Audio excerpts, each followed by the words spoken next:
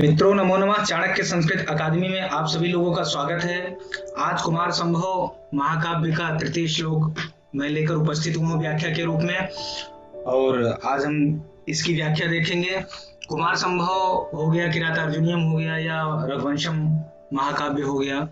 ये जो तीनों महाकाव्य हैं सेकंड पेपर के क्वेश्चन नंबर 5 में, जहाँ पे आपको संस्कृत में व्याख्या लिखनी है, वहां पर इनमें से जो 10 श्लोक ही पढ़ने होते हैं। प्रथम सर के कुमार संभव हो या किरातार्जुनीयम हो या रघुवंशम हो, इनके प्रथम सर के 10 श्लोक ही आपको पढ़ने होते हैं। उस 10 में से कोई ना कोई श्लोक आपको 1 या 2 मिल जाएगा। मतलब 3 है, 3 महाकाव्य है, 3 में से 5 आता है।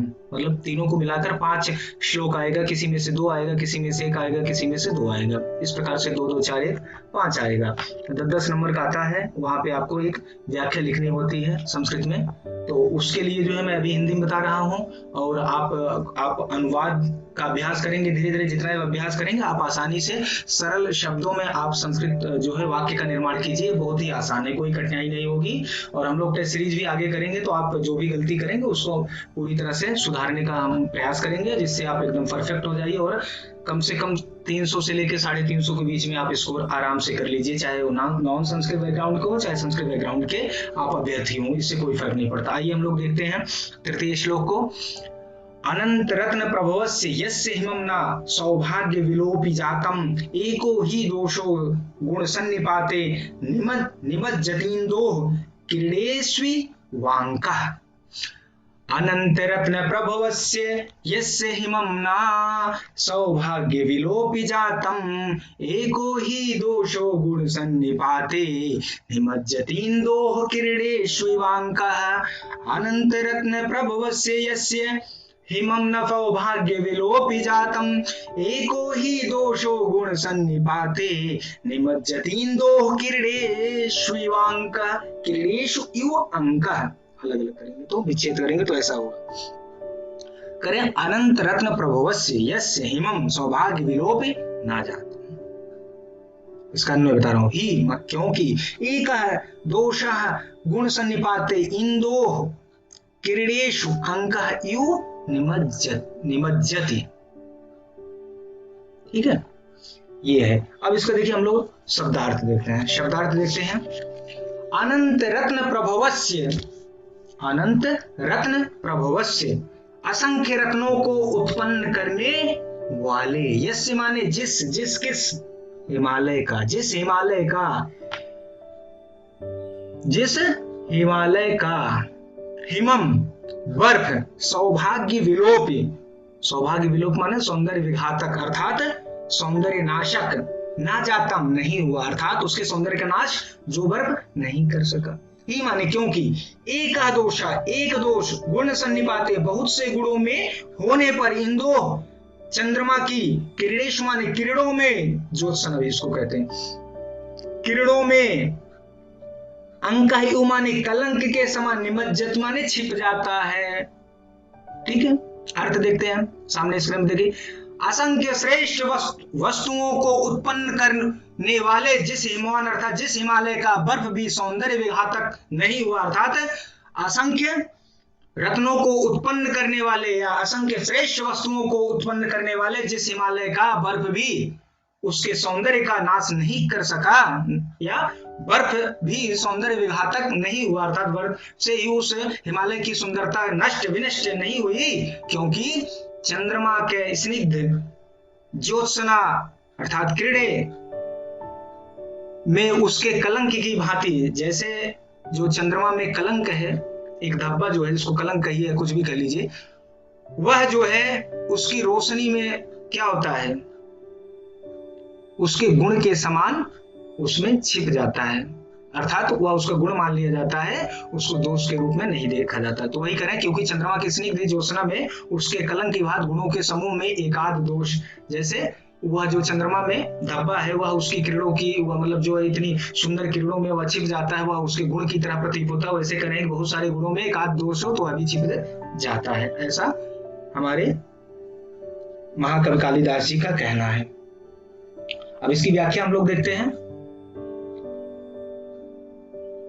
देखिए, सब में जो है जो संदर्भ है सेम है, और जहां पे प्रसंग बदलेगा वहां मैं आपको बताऊंगा। तो संदर्भ में एक बार फिर से दोहरा देता हूँ। प्रस्तुत श्लोक कुमार संभव महाकाव्य के प्रथम सर्ग के उद्धृत है। इसके रचयिता महाकवि कालिदास हैं।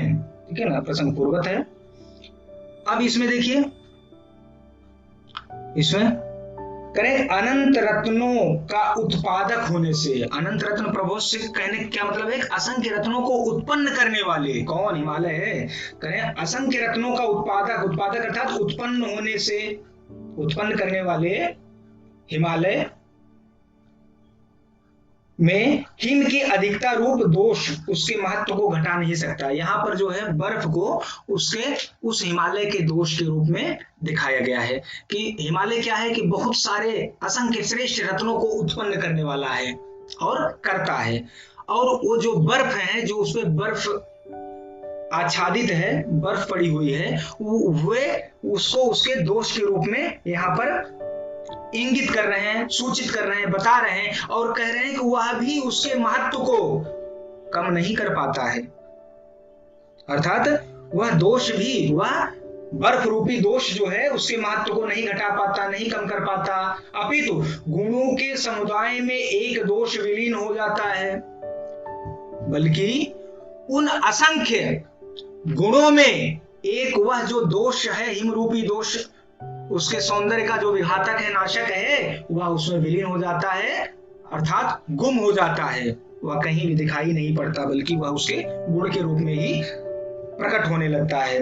और यह किस प्रकार है? करें जिस प्रकार चंद्रमा की किरणों में उसका लांछन लीन हो जाता है, अर्थात जो चंद्रमा में जो दाग है या धब्बा है, वह क्या करता है? उसकी किरणों के सामने वह भी गुम हो जाता है, समाप्त हो जाता है। मतलब वह जो है उसकी सुंदरता को ही बढ़ाता है, ना कि उसमें किसी अवगुण को प्रकट करता है।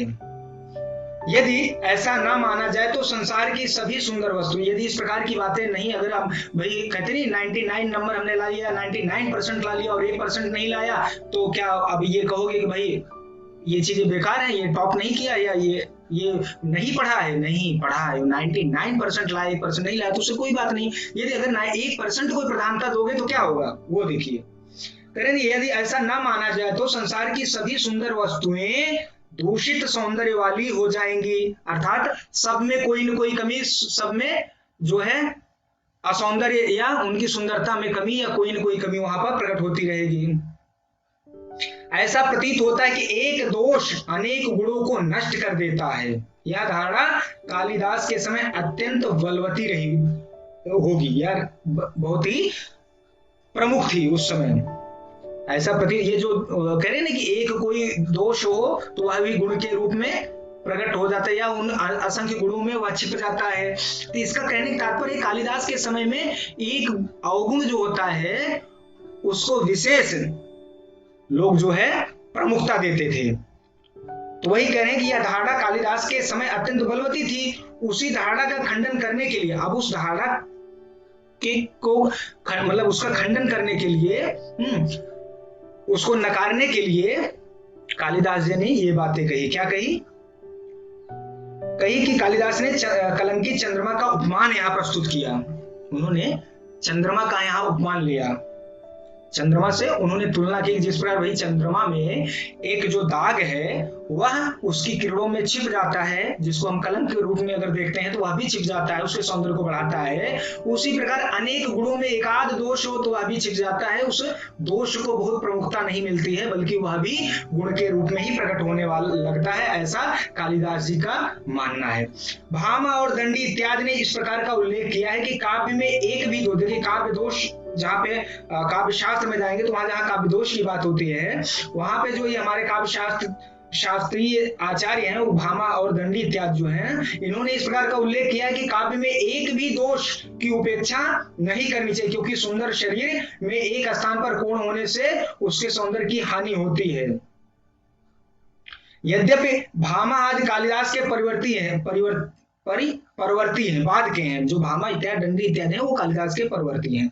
फिर भी इस तरह की विचारधारा काली आदि जो है, कालिदास आदि जो अन्य आचार्य थे, मतलब जो कवि थे, उनके समय से चली आ रही है। और उसी का उल्लेख भामा आदि कर रहे हैं, ऐसा हम लोग मान सकते हैं। कोई यह नई विचारधारा नहीं है, परंतु यहाँ पर जो है चंद्रमा का उपमान प्रस्तुत करते हुए कालिदास ने उस एक अवगुण को यहाँ पर प्रमुखता नहीं दी है। तो अब आप अगर इसको निष्कर्ष रूप में समराइज करिए तो आप यह देख सकते हैं कि असंख्य अनंत रत्न कह रहे हैं, असंख्य श्रेष्ठ वस्तुओं को उत्पन्न करने वाले हिमालय के सौंदर्य को बर्फ नष्ट नहीं कर सका। क्यों? क्योंकि गुणों के समूह में एक दोष चंद्रमा की किरणों के कलंक के समान छिप जाता है। यह महाकवि कालिदास जी का कहना है। देखते हैं एक संसार में जिसमें अनेक गुण होते हैं, यदि उसमें कोई दोष भी होता है तो वह उन गुणों में छिप जाता है। जिस प्रकार चंद्रमा में अनेक गुण हैं, अतः उसका दोष रूप कलंक भी उन्हीं गुणों में छिप जाता है। इसलिए सर्वगुण संपन्न तथा अनेक रत्नों का जनक हिमालय सफेद बर्फ से आच्छादित होने पर भी अपनी शोभा को बनाए रखने में समर्थ है, अर्थात हिम रूपी दोष उसके सौभाग्य को नष्ट नहीं कर सका। अब संसार में देखिए श्वेतता का रोग, यहाँ देखिए हिम कहने से क्या अर्थ है? यदि इंसान में अभी कुष्ठ रोग हो जाए, जो सफेद सफेद होता है, वह देखिए कितना खतरनाक होता है। और यही हिम जब वहां पर है हिमालय पर जो कुष्ठ रोग के समान है, तो क्या हुआ है? इन अनेक रत्नों को उत्पन्न करने वाले हिमालय के सौंदर्य को कम नहीं कर रहा है। तो उसी के संदर्भ में कह रहे हैं कि संसार में श्वेतता का रोग सौभाग्य को नष्ट करने वाला होता है। इसलिए कवि कालिदास ने हिमालय शुभ्रता को सौभाग्य विनाशी मानकर इस श्लोक में सिद्ध करने का प्रयास किया है कि एकमात्र हिम रूप दोष हिमालय के सौभाग्य को नष्ट नहीं कर सका। अब हम लोग देखते हैं काव्य वैशिष्ट, देखते हैं इस श्लोक में उपमालंकार, अर्थांतर, न्यास अलंकार, उपजाति, छंद, वैदर्भी रीत और माधुरी गुण है। और व्याकरणात्मक टिप्पणी देखिए, निमज्जति, निमज्ज लट लकार प्रथम पुरुष से, मतलब लट लकार का प्रथम पुरुष का एक वचन रूप है। जातम जन, इस धातु में ता प्रत्यय है और प्रथमा विभक्ति एक वचन का रूप है। अनंतर अविद्यमान अंतो एषामिति विग्रह अत्र नए तत्पुरुष समास है। अनंत रत्न प्रभव से अनंतानि रत्नानि इति कर्मधारय, ठीक है ना, इसमें कर्मधारय समास है। तो मित्रों, साथियों, इन सभी जो ये विषय है, इसको इस व्याख्या को अच्छी तरह से तैयार करिए। जो भी आपके सुझाव हो, जो अभी आपकी आशंका हो, जिज्ञासा हो, हमें फोन कर सकते हैं, हमारी ईमेल आईडी पे मेल कर सकते हैं, हमें कमेंट बॉक्स में अपने विचार हमसे साझा कर सकते हैं। जो भी समस्या होगी हम लोग त्वरित उसका शीघ्र तुरंत ही निदान करने का प्रयास करेंगे। और चैनल, अगर हमारा प्रयास अच्छा लग रहा हो तो हमारे चैनल को लाइक करिए, शेयर करिए, सब्सक्राइब करिए और आइकॉन बेल को जरूर दबाइए और अपना प्यार बनाए रखिए। जय तो संस्कृतम, जय तो भारतम।